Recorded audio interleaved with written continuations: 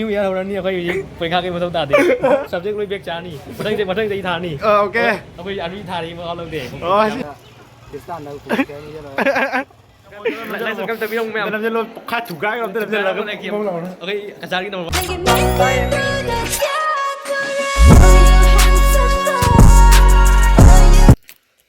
Hello guys, welcome back to my new video. मैं मसी ना वो वीडियो में पोलो ना चले तो मैं मसी वीडियो से कोई के मैं कोई सेमेस्टर एग्जामिनेशन चले अब कोई एग्जाम चले तो मैं मसी कोई एग्जाम से अरोई बनी मिनी अब अरोई बनी है last day of exam high तारे को तो मसी ब्लॉग से एग्जाम अरोई बनी की वीडियो नामक तो नहीं तो एग्जाम अरोई से मैं आम तुम खाना को एग्जाम अरोई बनी मिसी तुम स्टूडेंट सिंगी वनदी एग्जाम अरोई बनी मिसी तुम नुआई रंगने ने खाली को मैं को नुआई होने खाली तो यहाँ जाके तो कॉलेज तो कोई माना मसिंग क्वांग वाई तो दे कॉलेज की एग्जाम अरोई बगी एग्जाम अरोई बगी जो माना मसिंग कई वाई सना तो एग्जाम नुआई तब तो थागी मनुंगी हाँ थागी एग्जाम नुआईब्रा नत्रगा एग्जाम कई तब तो चके वीडियो से तो नुआईगनी खाले तो येंगोसे मैम चलो से हजिको चतरेबको चलनी चलगा तो भी मैम मखाताना चके मैं हजी वही चले थोड़े हजी इमानब गाई मा थोलकने गाई लेरे इनाउपा लेरे कहीं खर हाजल मसी एग्जाम लेबो निमित Yang dari ini memang Christmas di bandar tadi. Aku ini bandar lagi kena Pakistan đâu cũng cái như thế rồi. sini ma'am लाक्सलो हजी कोई चतरे हजी ले जाए मैम स्कूल लेनी कोई बंदरपुर कोई ना जाए गाई बा फाइनली है तारे लो दुकान चाव चानिंग चखरे लो मैम हजी कोई चली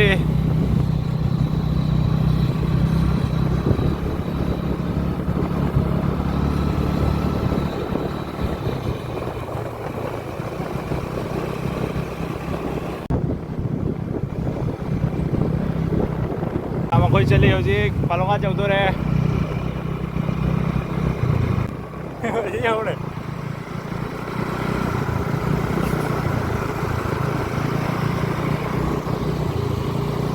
ये व्यू ले रहे व्यू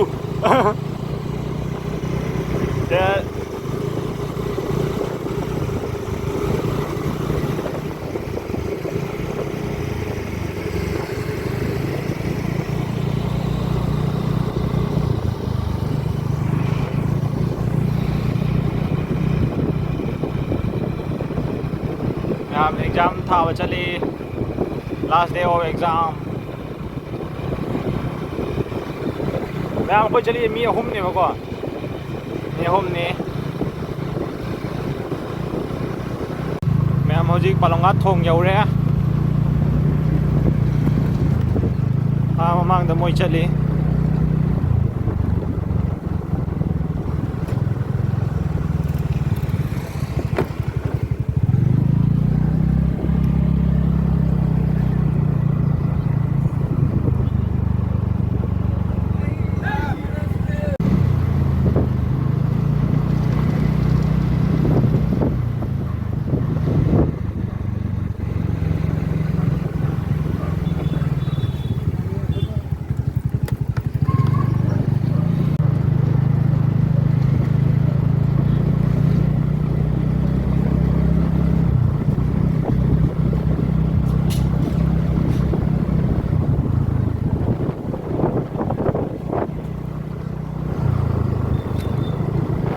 स्कूल लाई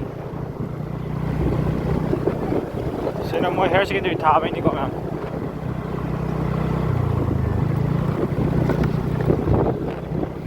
चली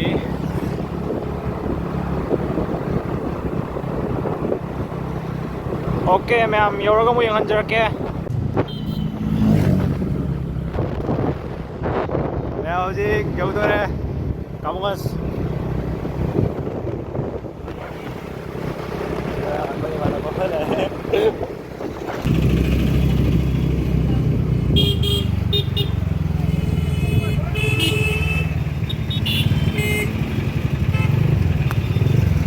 ꯀꯔꯤ ꯀꯩꯅꯣꯝ ꯍꯥꯏꯔꯣꯗꯅ ꯀꯩꯅꯣꯝ ꯍꯥꯏꯔꯣꯗꯅ ꯈꯪꯕ ꯌꯧꯗꯣꯔꯦ ꯍꯥꯏꯔ ꯈꯪꯕ ꯆꯠꯂꯦ ꯈꯪꯕ ꯌꯧꯗꯣꯔꯦ ꯍꯥꯏꯔꯤ ꯅꯥꯏꯁ ꯋꯥꯟ ꯉꯥꯏꯈꯣ ꯌꯥꯝ ꯇ꯭ꯔꯥꯐꯤꯛ ꯑꯣꯏꯔꯤ ꯍꯧꯖꯤꯛ ꯊꯣꯡꯕꯅꯤ ꯀꯩꯅꯣ ꯇꯧꯔꯗꯤ ꯌꯥꯔꯣꯏ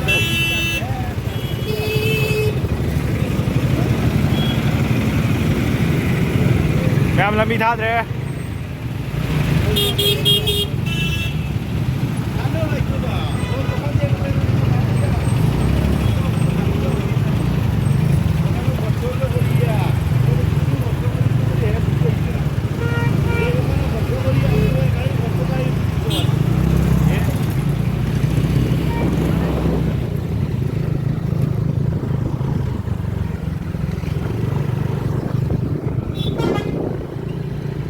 ꯃꯌꯥꯝ ꯀꯥꯕꯨꯡꯉꯁꯤꯁꯨ ꯒꯥꯔꯤ ꯚꯤꯔ ꯑꯣꯏꯔꯦ ꯍꯧꯖꯤꯛ ꯇ꯭ꯔꯥꯐꯤꯛ ꯃꯊꯧ ꯇꯥꯔꯦ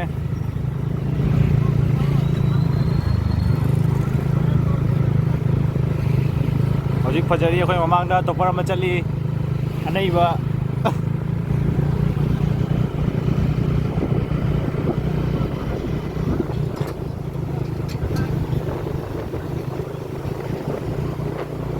ꯀꯣꯂꯦꯖ ꯌꯧꯗꯣꯔꯦ ꯍꯧꯖꯤꯛ ꯃꯌꯥꯝ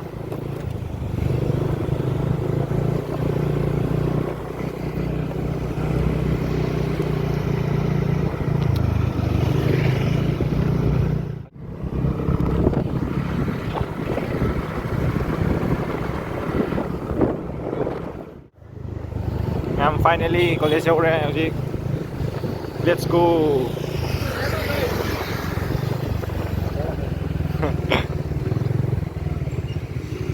changasi yauरे hojik ado security na college mobile da college taba jade hai ado akoi ma'am को शक्ति बन जा रहा है कहीं खंग दे से ले कोई हम जोड़े हजिक हजिक थारनी मैम चंगे मैम चंगे सब बन जा रहा है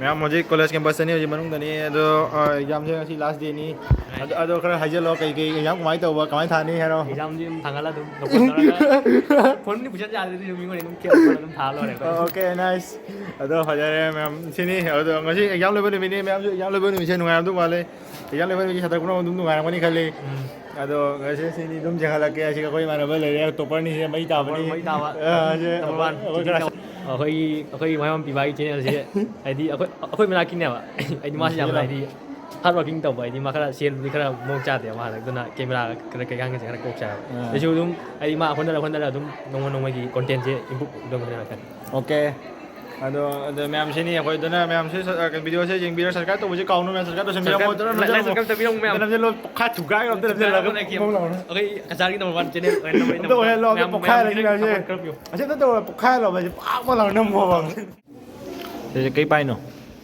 योगा की तरह जे अखोई मैम ला ले रे ये नहीं नहीं होय जी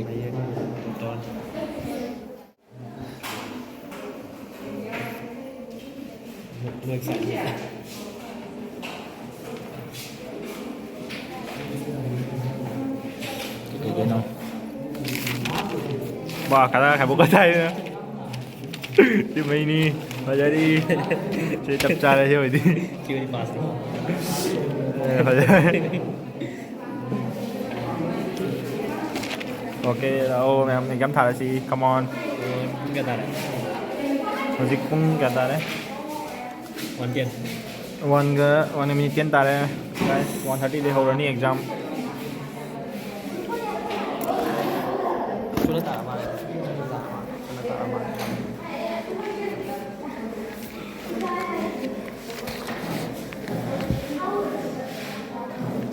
aerobic exercise is like a long chill run which when you breathe is more chill so that your body feels đây là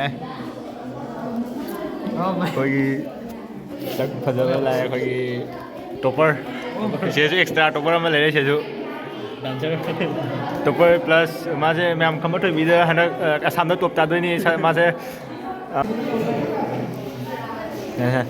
par like पार पास तो 2 जाते पास तो यादे हमिंग भी के ये बंगाली हमिंग भी के मैम हाबिरो कमेंट मैम एग्जाम लोरे हजिक एग्जाम लोरे अखोय हजिक मपान लाई वाशरूम दो से एग्जाम नुंगायमरो ꯉꯥꯏꯔꯝꯃꯤ ꯑꯗꯨꯝ ꯊꯥꯔꯝꯃꯤ थारमी 40 ꯊꯥꯔꯝꯃꯤ 50ꯗ मैम 50 मार्क्स ने ꯀꯩꯝ ꯄꯥꯗꯕꯤꯗ थारमे कहीं पादबीदा ओके इट्स ओके नाइस फजरे दो मैं हजी चलसे हजी अखोय थोना बताओगे हजी हꯧꯖꯤꯛ ꯀꯣꯂꯦꯖꯀꯤ ꯀꯩꯅꯣ हजी कॉलेज के बस उलके मैम मपान उलक ngसाई कनो फोन पाइम यादेबा मैम ngसाई को दो हजी खरा उलके ma'am यंगसी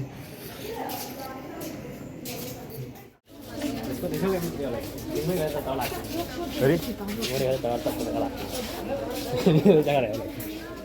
Nên mi cái đó có lạc sang một sinh tờ đi khá. Vậy thế ba? Em quay trong kìa. Exam बड़ा इजी था हाँ? एग्जाम बड़ा इजी था योगा इतना हार्ड नहीं है मार्क्स क्या इधर हम बा? मार्क्स हमने फुल देने का ट्राई किया लेकिन 4 मार्क्स रह गए Oh nice 46. 46 लेकिन लास्ट में टाइम नहीं मिला हाँ। तो 5 मार्क्स का इतना लिखने का Yeah हाँ उसमें टॉपर 2 होते marks deduct। टॉपर. इसमें बैग लग सकता है मेरे हाँ बैग में योगा नहीं बुक सकता ओके. कौन सी photo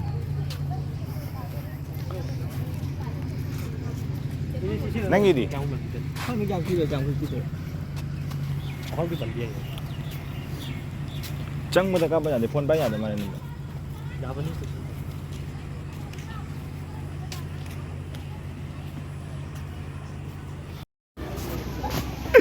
Asa kang exam quay tao ba? मुझे हो exam Ra chứ rồi này. Exam बनी ना पता लगा परीक्षा था Ratin. ꯍꯧꯖꯤꯛ ꯍꯧꯖꯤꯛ ꯅ꯭ꯌꯨ ꯏꯌꯔ ꯍꯧꯔꯅꯤ ꯑꯩꯈꯣꯏ ꯍꯧꯖꯤꯛ ꯄꯔꯤꯈꯥ ꯀꯩ ꯃꯊꯧ ꯇꯥꯗꯦ ꯁꯕꯖꯦꯛ ꯂꯣꯏ ꯕꯦꯛ ꯆꯥꯅꯤ ꯃꯊꯪ ꯆꯍꯤ ꯊꯥꯅꯤ Okay. ꯑꯩꯈꯣꯏ ꯑꯥꯔꯃꯤ ꯊꯥꯔꯤ ꯃꯈꯥ ꯂꯧꯗꯦ Oh rồi. नुंगाइतो के तब एसएससी का पुलिस का एग्जाम लेरमे Okay. नुंगाइबा जादबा Blogger thingin na si blogger kay no kai ni blogger no. अजी अखोय खुनी के का बना जाबी लबा तमा Samir. Oh Samir. किधर हो गए ना? ओए क्या हो गया रे? चलो हजी पठाओ रो जी. लाइक और सब्सक्राइब Okay. ओ bye bye Nice. Thank you.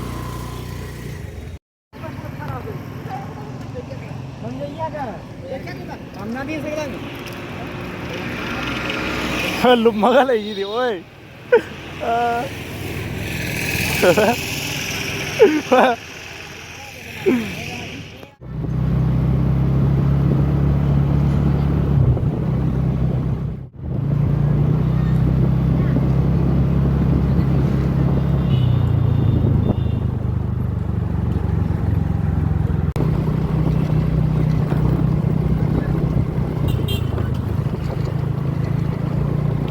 So ma'am hozir hale exam loi na.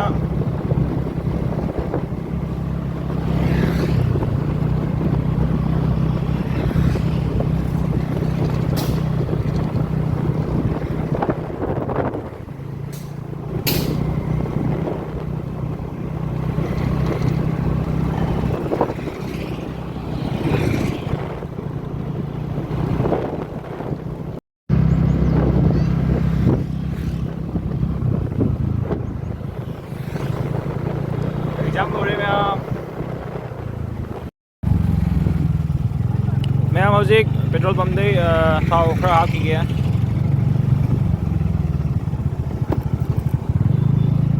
Delay re.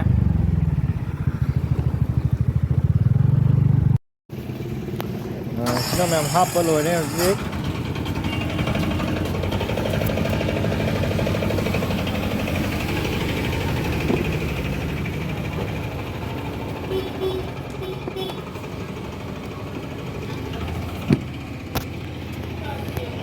Towards sea, ma'am.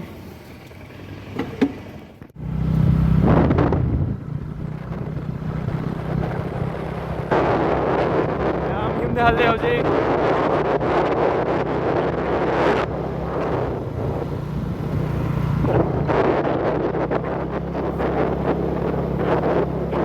Finally, guys, exam already.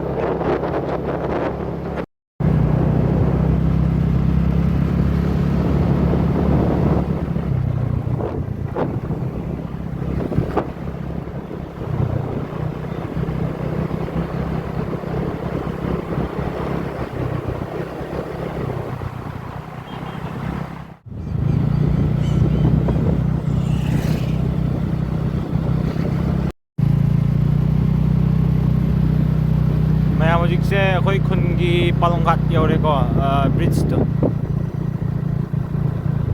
से अखोई palongkat की ब्रिज निको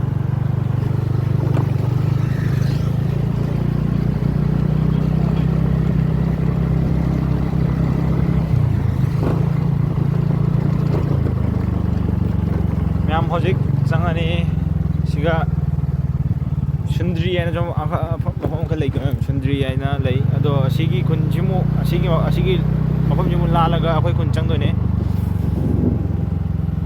दो ई जमीनबा सिंदो मोय खरा मांग चखरे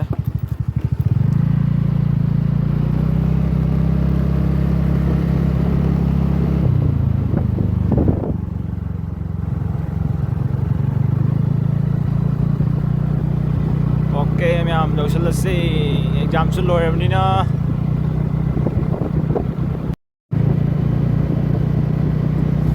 मैम हजिक से अखोई खुन चंगेबको अखोई खुनदी अखोई खुन लोसलतोरे चंगे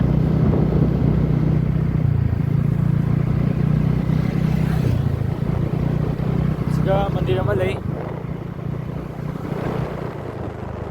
से मंदिर अमा लई महादेव मंदिरनी सिनी मैम ngasi vlog se